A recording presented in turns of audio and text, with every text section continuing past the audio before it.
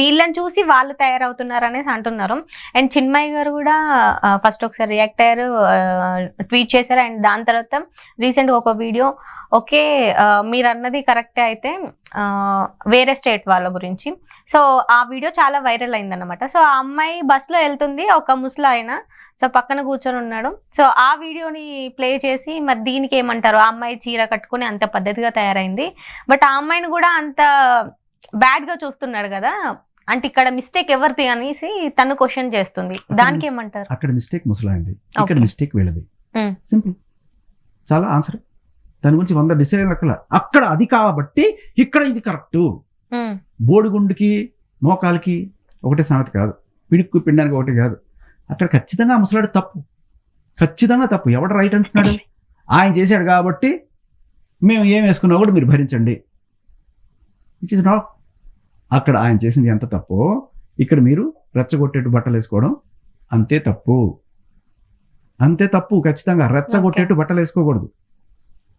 ఇప్పుడు ఒకడు వెళ్ళి ఒకడిని కత్తితో పొడిచేశాడు, ఓకే, ఆడికి ఊరు శిక్ష వేశారు, వాడు చంపేశారని చెప్పి. వాడు పోలీస్ ఎంక్వైరీలు తేలింది, వీడికి ఒకడు ఎవడో ₹1 ఇచ్చి వాడిని చంపని చెప్పాడు. వీడికి శిక్ష పడాలా వద్దా? పడాలి. వీడిది పెద్ద తప్ప, వీడిది పెద్ద తప్ప? డబ్బులు ఇచ్చింది వాడు పెద్ద తప్పు, వీడిది కూడా తప్పే కదా. సో ఇప్పుడు వీడు పొడిచేట్టు చేశాడు వాడు, అవునా, వీడి తప్పువే. కానీ అంతకన్నా అసలు వీడికి ఆ ఇంటెన్షన్ కల్పించింది ఎవరు? వాడు. అలా వీళ్ళు రెచ్చగొట్టేట్టు వీళ్ళు బట్టలు వేసుకొని వీళ్ళు ఏదన్నా కామెంట్లు చేయడమో లేకపోతే మీద పడడం ఇటువంటివన్నీ జరిగినప్పుడు వీడి తప్పు అంటున్నారు. మరి వాళ్ళ తప్పలేదా? డబ్బులు ఇచ్చిన వాడిది తప్పే, పొడిచిన వాడిది తప్పే.